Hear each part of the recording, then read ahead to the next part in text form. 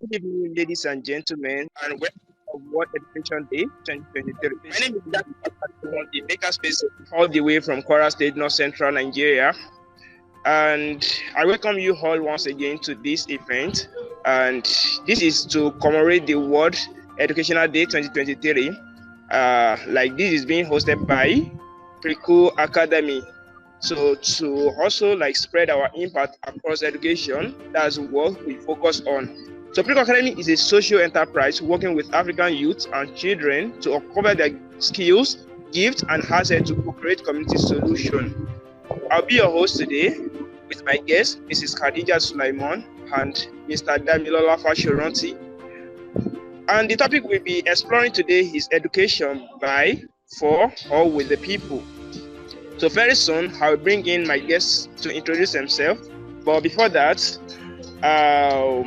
I would like to analyze more on why we are here today. Today, we gather to recognize the importance of education to reaffirm our commitment to promoting it. Education is the foundation on which we build our future. It is the key to unlock the potential of individual and society. Education empowers individuals to make informed decisions, participate in their communities, lead fulfilling and productive lives. However, despite all this importance, access to quality education is not universal, as every one of us can see in our various communities, in our various countries. Millions of children around the world are still out of school. According to UNESCO statistic data, it was mentioned that more than 250 million children around the world are out of school. And we are in Africa, also in Nigeria, about 40% of them are from sub-Saharan Africa. So this is not the only tragedy for those individuals, but it also holds back the entire communities and nation. That is why we must continue to promote education. We must work to ensure that every child has access to quality education, regardless of their geographical location, background, or circumstances they are being faced with. We must invest in education systems that are inclusive, equitable, and responsive to the needs of all learners. Promoting education is our right and also means of investing in our educators, who we believe that they are the forefront of providing quality education to students. They need to support the children to reach their full potential rather. So they also need to be given the professional development opportunity to start current on teaching method and technological integration. In addition, we must also recognize the importance of lifelong learning. Like in the rapidly changing of the world, it is essential for individuals to be able to adapt continuously, improve their skills and knowledge. So in conclusion to my open speech, education is essential to the development of individuals, communities, nation. And as we commemorate the World Educational Day today, I believe we will all reaffirm our commitment to promoting education. Thank you so much once again, everyone, for joining and for doing your best part to attend this. I believe it's going to be worth your time. So now, let me go to my guest. I have several questions to be put all to them today. But before them, I would like them to introduce themselves to you. So I'll start with Mrs. Khadija. Please introduce yourself to the listener and where you are joining from. My name is Khadija Sulaiman Sadiq. I'm an educator, an entrepreneur, and a learner. Because I have kind of come to realize that learning never stops. Yes, learning never stops. Even my mom, as old as she is still learning. And in my graduate school currently, my lecturers, when you see them carrying their bags on their back. I looked at one, I was like, sir, you look like a student. He said, yes, I'm a student. Learning never ends. Yes, so learning never ends. I've got about 8 years experience in the education sector, teaching high school students, and more of those times is being with early years learners. It's been an interesting journey with my students, with my pupils, and I've enjoyed every moment of it. The downside is just that I don't have a magic wand to make every problem in that space to just disappear and make everything perfect. The world is not a perfect place. We can only try our best. Thank you. Yeah, thank you so much, Mrs. Khadija, for the question. To Mr. Fash, please introduce yourself to the listeners. Thank you very much, Jamiu. Hello, everybody, and I'm glad to be here today. I have about 10 years experience in the non-profit and profit sector within Africa, and I'm an educator and a catalyst coach, and I love to work with young people and professionals as well to help them to turn their skills, their talents, and all the assets they have into community solutions. Thank you very much. Thank you so much, Mr. Fash, also for the great introduction from your hand. Now I have like number of questions for both of you as we explore our topic today, the topic education by, for, or with the people. We all know education is the bedrock of every success.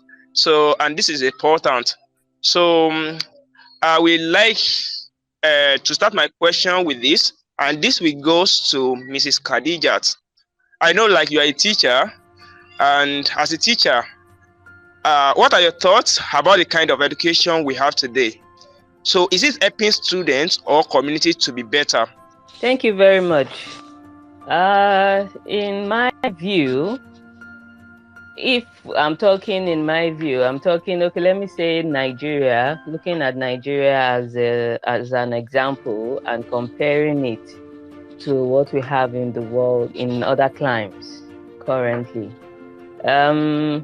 Nigeria is not practicing one kind of education system. There isn't a uniformity, let me put it like that.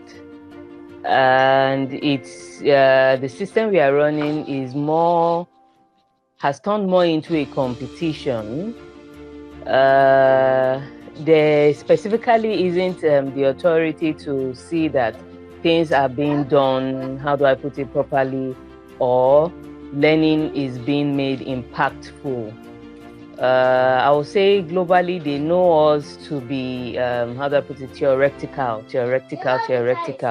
And sad enough, majority are still in that aspect of theoretical and not getting into the practical aspect of learning, which would be more impactful in my view. The practical aspect of learning would be much more impactful than what we currently have, especially in the public sector that has majority of pupils, majority of students attending the institutions. It's more, people are left more to get things done on their own, and it's not going to really help the education system in Nigeria to go far. Because when we look at the other climes that we are kind of wanting to emulate, we are not taking all of every other aspect that contributes to learning of a child. We are not taking all of that aspect. I have a personal experience. Somebody I know, she's a parent in my school, and she was like, that we should leave that one, that we should allow the children to just move quick and get out of primary school, get out of secondary school, that when they go over abroad, then they can now start learning the way that they are learning over there. So I just wondered then, why the rush? Is that going to help the situation? It's a lot. The competition out there, and I think after graduating from school, getting a job, which is the focus of majority, and not wanting to be job creators. They are already looking at companies that they want them to get into at so age. They don't want to lose that slot and all. It's not really helping the mentality, because every time I just kind of wonder, in abroad they have detention system for students that are if you break the law of the school, there's strict, what is it called, measures taken in place. Well, we may say it doesn't apply in all private institutions over there, but the public institutions over there are functioning. The detention works very well. And that time, students will be able to put it to good use. They get to learn if it's picking up on their, wherever they are having hangs out in learning, they get to pick up on that during detention, or they get to learn new skills during detention. Thank you. All right, thank you so much for your insights. I love I love that. And okay, without wasting much of our time, let me move to the second question, and this will be going to Mr. Fash. When you're introducing yourself as an educator, you have more than 10 experience, like as a community connector, educator, yes.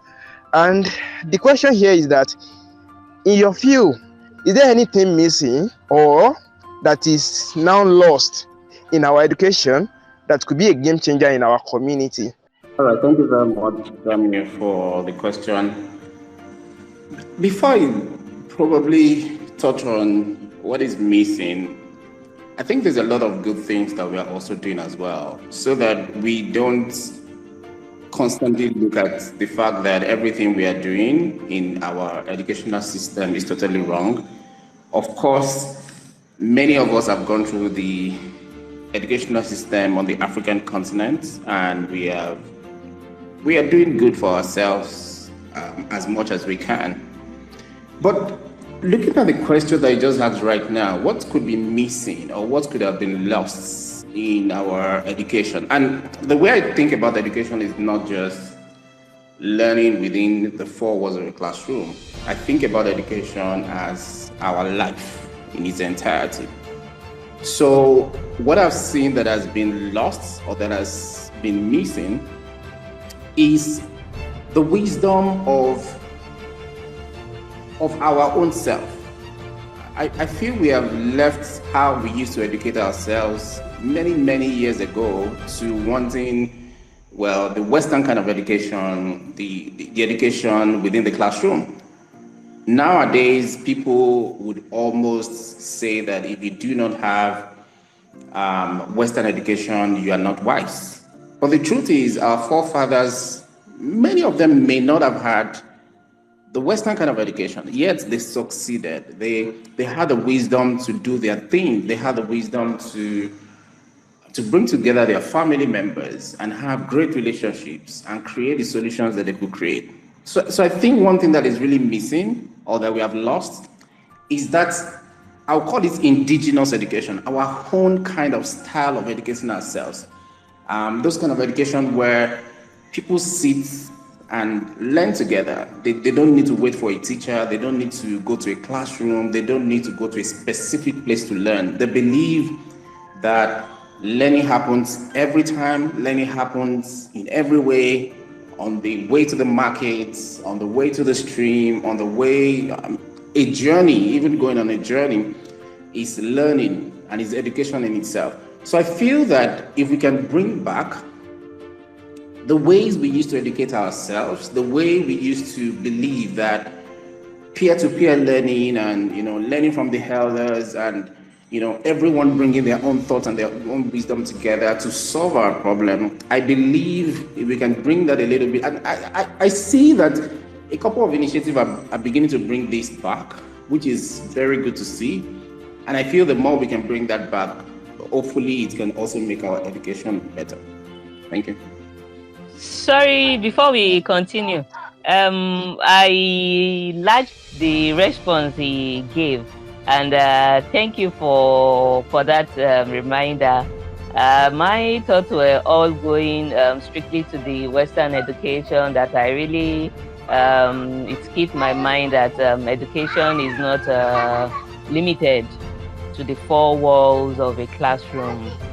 You learn in every situation. It's just for one to be able to identify the moment and see that, okay, this is going to be a beneficial knowledge to this person. Let me quickly tell him about it. And sometimes those kind of things actually do stick to memory. Thank you, Mr. Fash. Thank you so much. Education is beyond schooling, and I can relate to what you said because before the school being introduced, there are several things people are doing together that we can consider as education, even helping themselves. All these things is education and something like that. So that indigenous learning, yeah, is one of the important things that needs and that we need to go back to. And I can see that there has been a major effect in that area in our environment also. Thank you so much once again, Mr. Fash, for answering the question, and Mrs. Khadijat for adding into that. So my third question, this will be going to both of the speakers, Mrs. Khadija and Mr. Fash. So, and the question is, do we need to create education for people the way teacher and schools do, or do we need to create through them or with them? So what's the difference between all these? So Ms. Khadijat, like, what can you say about this? And Mr. Fash can take over the floor after you share your thoughts. Thank you. You can go ahead. Like Mr. Fash earlier said, we need to look back into the indigenous way, how we used to learn before. Because as an observant person, let me give you an example. Currently now in the agri sector, what is happening in Nigeria, is a developing country, is, okay, how do we get the youth to come into the agricultural space? Some of the complaints people have been given is the use of crude tools and the like, that they need to go more mechanized, but mechanized is expensive. Nobody wants to stay on the farm and the like. But I've been in sessions with people of developed country, and what is happening currently is the impact of those like heavy machines has had on the soil and reducing the yield, reducing productivity for them. Now, when I still see whenever an advert, a learning session is put up for our Greek sector, and they are still saying, we need to, how do I put it, bring in more youth, how to make agriculture more mechanized and the like. What comes to my mind is that, do we know the effect of what that mechanization is actually going to do to our soil? That do we need to pass through the system that they have gone through? Can't we just simply learn through them and see how we can kind of do things better, instead of saying coming down with the heavy tractors? Why don't they find what is it called, set up factories close by to the farmers, encouraging the farmers so they don't how do I put it, lose out after harvest and the like. Now back to the question, the ways do we need to create education for people the way teachers and schools do? In everything we do, we kind of need, it's not a strict rule anyway. There's room for exceptions, and there's room to also use the tools we have now to make a difference. I wanted to say, our society now, even the elderly, they are tuning in to the trends that the young ones are bringing in. They are saying that is what is reigning now, leave it, let them do it. So I think we need to go the media way and try doing publicity and kind of helping to bring back the values that Africa was kind of known for. Value for respecting the experience and knowledge of elders, appreciating the wealth of knowledge that they have. Each one has its different role to play. We can't strictly say we do it the way teachers and school do it. And we also kind of need to create it through them. Can we make it need-based? Kind of. I'll leave the rest to Mr. Fash. Thank you. I feel all hands needs to be on deck. When education is created, for people, most times, it feels like they dump the education on them. It feels like, they just told them this is what you need to learn and you have to write an exam and then you need to pass this exam for you to go to the next stage. That's why many times people would say, I don't even know why I learned that thing when I was in school. I don't even know why I had to go through that kind of learning. It doesn't mean that what they learned was not good or was not relevant, but for them, they couldn't see the relevance of what they learned because that education was basically created for them.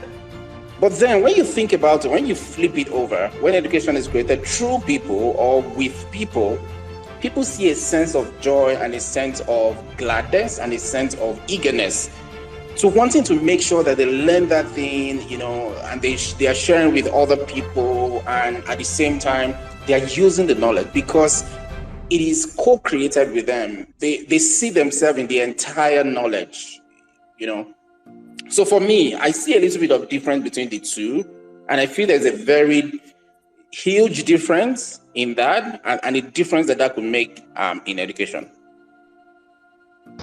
All right, thank you so much, Mr. Fash and Mrs. Khadijat, for sharing your thought on this. So a quick one, and this where I would like to start with Mr. Fash again. This just like from where we ended this. So beyond teachers and school leaders, like who else do we need to involve that will make the education more effective?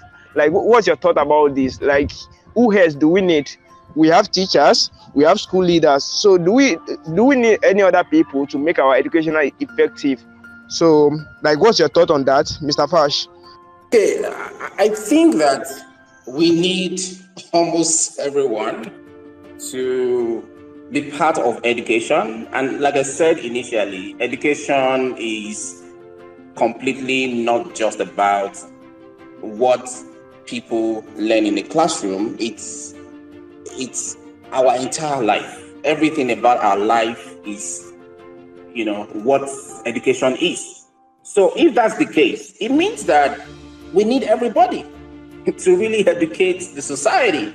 We need we need everyone's hands on deck to really make sure that we're having the best kind of education. But the question is this: in terms of learning and in terms of growing, there are knowledge that we need part time or based on our goals or based on where we want to go or our life missions. The main point is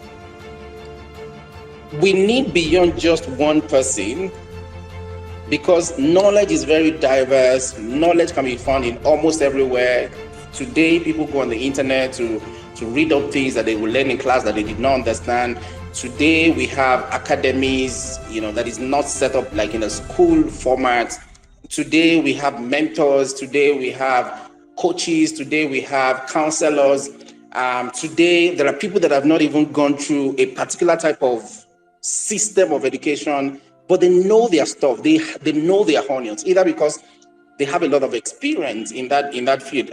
I used to make an example that I wish that the normal schools that we run, the typical schools that we run, can bring in professionals almost every week or almost every month into the classroom. for them to come and share how this knowledge that these students are learning is very relevant in the real world. Because sometimes we have some school system that still believe in their theory, like Khadija mentioned. They believe so much in theory. So what if we bring in professionals, day in, day out, so that they can come share with these students how this knowledge that they are gaining could be very, very relevant in the world. So that's what I think. I think we need a lot of people and a lot of different stakeholders to make education work. Thank you so much for that insight, Mr. Fash. And what I just want to add into it, like I said initially, education is like everyone's responsibility, and we need to hold it firmly. We know, like, education, like every aspect of our life, like Mr. Fash said, is education. When we were born, when we were raised, and something like this, we were not in school. Unlike what people are thinking, maybe school is education is limited to school right now. So education, like Mr. Fash said, is like for everyone. It's beyond maybe teachers, it's beyond school leaders and school management and everyone, like some other people like that. So, but if every one of us can co-create this solution together, our education will just be something like fascinating. I have to put this question forward to you. What do you need to do to make sure that investment is moving according to expectations? How do you know something is working? Is by actually seeing it working. It wouldn't take much if we say we continue, as in we test, and then we see what actually works for a particular society. When Mr. Fash was giving his response that everybody has to be involved in the learning, a thought came to my mind that, okay, how about, as in when he was saying that maybe professionals come in monthly and expose the kids to what it is like in the field. How about we have a situation where the kids themselves are getting to learn all of these things? Because we have a lot of factors that could be hindering what we desire, the outcome, the changes that we would like to see in the education sector. We have the factor of the parents not having the time to do that. We have the factor of the government not actually prioritizing if its citizens are learning. And if an important aspect like the parents is just concerned about, okay, this child has gone to school, somebody else is looking after him for this period of time. When he comes back, I don't really have the time to sit to the assignment. Let somebody else who's more concerned about the pay that he may receive because of the economic situation and the like. So how can we have a situation where instead of first 9 years basic education learning that the government has stipulated that you get your first school leaving certificate, and then afterwards you can either go into vocational skills and the likes, can we have that vocational skills be different professional, being introduced to these kids right from the set goal, so that they are able to identify, this is what I love to do earlier on. Or can we have a system whereby, okay, this is the community in which they are in. Let's get them into a learning that is going to help in solving the problems that we may likely be facing within that community. I am looking at that would be a way to say that, okay, the investment in education, we are actually seeing the results of it. Thank you. Also, like as Mr. Vash mentioned, that maybe looking some professional letting the children see the result, like what they are doing, how it's actually affecting, impacting rather in real life. And you made the mention of also what if they can also be practicing that. Of course, I think like that, these are the things that are missing in our educational system. And when we can look into this, yeah, we can actually have inclusive learning environment so that our education will just favor everyone. We have just 1 minute left, and I would like to be rounding up this. So, to both of our guest speakers, so do you have some final words to share with our audience today? Starting from Mr. Fash. Okay, thank you very much, Jamiu, for hosting us today. Well, my final thoughts today would be that education in Nigeria, within Africa, and in many other parts of the world,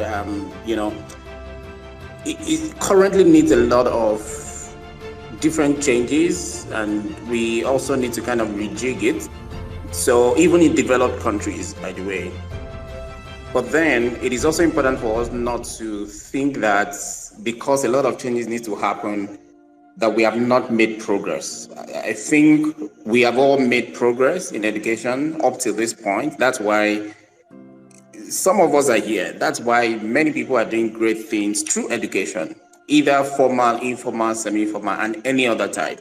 So I believe it is important for us to continue to still look at some of the successes that we've had in education through different ways and still continue to leverage on them while we bring in new things, innovations and creative styles of ensuring that we can have better outcomes in education, and the investment in education will always yield the kind of outcome that we want to get, and even beyond the outcome that we expect as well. Thank you very much. Yes, thank you so much for that wonderful thought, Mr. Fash. Over to Mrs. Khadijat. Thank you, Mr. Balogun for having us. My thoughts, I said, education, learning is continuous. We learn new things every day. We can plan and foresee what the future can be like with using current trends as yardsticks. But at the same time, can we look back at what worked during those times, previous times, and how we can creatively put in current trends so we don't completely lose focus of the learners, speaking from the classroom point of view, because it's actually really going to take a while to phase that out. It's going to take a while to phase it. It can't be phased out anyway. There still has to be some form of formal learning because we are an ecosystem, but we are not an ecosystem on our own.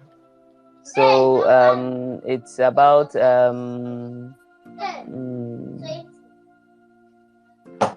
picking, looking back, looking ahead, checking out what works, and being able to quickly identify that this is not working. Let's not continue with the system. I hope we get it right soon enough, just for the generations coming ahead, because all in all, sustainability is also an important factor. Thank you for having me. Yes, thank you so much, Mrs. Khadijat, and also to the second speaker, Mr. Fash.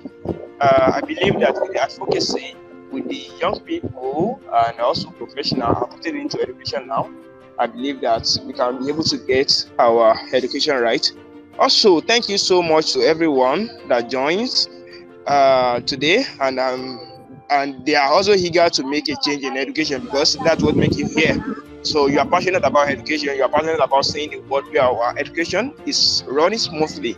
That's why you are here. I said something initially that according to UNESCO, according to the UNESCO statistical data, like about 250 million children worldwide not in school. And like the tragedy in this is that more than 40% of them, 98 million of them, are also from sub-Saharan Africa, which Nigeria is also falling into. So this means if we don't change the way we are learning, we may find ourselves in trouble. And this is why, from what all our speakers have said before, we need to advocate more. Education is our right, and of course, the reason why we are being faced with some of the challenges is that many people don't know if they are right. So many people only focuses on the formal aspect of learning without the informal one, and all this needs to work together. So let's continue to make education better in any way possible. I wish you all the best, and in conclusion, please do well to follow Prikkle Academy, all the speakers that are here present, and everyone also, in order to keep this conversation going. Thank you once again for making your way to this session, and I wish you all the best. Bye.